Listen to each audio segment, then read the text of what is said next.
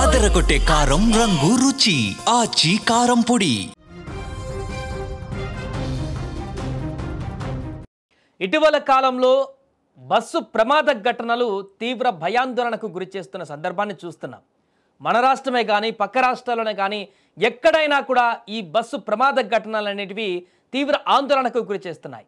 ఇప్పుడు మన దేశంలోనే కాదు ఇతర దేశాలలో కూడా ఈ బస్సు ప్రమాద తాలూకు సంఘటన ఇప్పుడు మరింత విస్తుపోయే ఘటనగా మారింది. ఎందుకంటే చిన్న సన్న ఘటన కాదు, ఇది భారీ ఎత్తున జరిగినటువంటి ఈ బస్సు ప్రమాదంలో 37 మంది చనిపోయినట్టుగా తెలుస్తుంది. అతివేగం, డ్రైవర్ నిర్లక్ష్యం కారణంగా ఎందరో అమాయక జీవులు ఇప్పటికే బలైపోతున్న సంఘటనలు చూస్తున్నాం. వరుసగా జరుగుతున్న ప్రమాదాలు.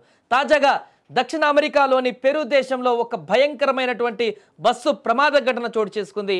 ఈ దుర్ఘటనలో దాదాపు 37 మందికి పైగా ప్రయాణికులు, అందులో ప్రయాణిస్తున్నటువంటి వారు ప్రాణాలు కోల్పోయారు. ఈ విషాదకరమైనటువంటి ఘటన దక్షిణ పెరులోని అరెక్విపా ప్రాంతంలో చోటు చేసుకుంది. స్థానిక మీడియా అందించినటువంటి సమాచారం మేరకు రాజధాని లిమా నుంచి మారుమూల ప్రాంతమైనటువంటి ప్యూర్టో ఇన్కా వైపు వెళ్తున్నటువంటి ఒక ప్యాసింజర్ బస్సు అదుపు తప్పింది.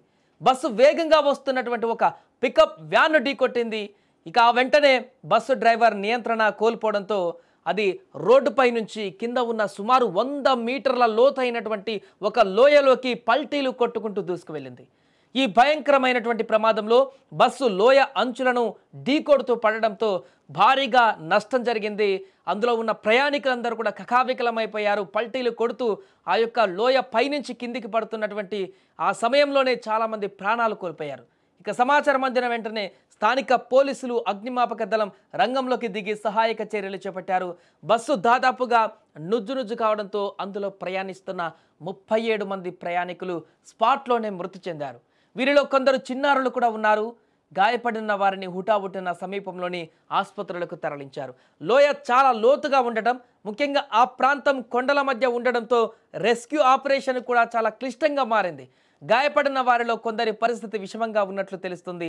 పెరులో రోడ్డు ప్రమాదాలు సాధారణంగానే ఎక్కువగా జరుగుతుంటాయి. ఆ ప్రాంతాలలో ముఖ్యంగా కొండ ప్రాంతాలలోని రోడ్లపైన అయితే అతివేగం కారణంగా ఇలాంటి ఘోర ఘటనలు తరచూ జరుగుతుంటాయి. ఈ ప్రమాదానికి ఖచ్చితమైనటువంటి కారణాలపైన స్థానిక అధికారులు దర్యాప్తునైతే ప్రారంభించారు. ఏదేమైనా కూడా ఈ ఘోర ప్రమాదం అక్కడ స్థానిక ప్రజలందరినీ కూడా మరొకసారి తీవ్ర ఆవేదనకు గురి చేసింది. 1 కాదు 2 కాదు 37 మంది ప్రాణాలు కోల్పోయినటువంటి ఈ ఘోర ప్రమాదంతో ఆ పరిసర ప్రాంతాల్లో ఉన్నటువంటి ప్రజలందరినీ కూడా తీవ్ర భయాందోళనకి నెట్టేసింది. గతంలో కూడా జరిగాయి, అనేక ప్రమాదాలు జరుగుతూనే ఉన్నాయి.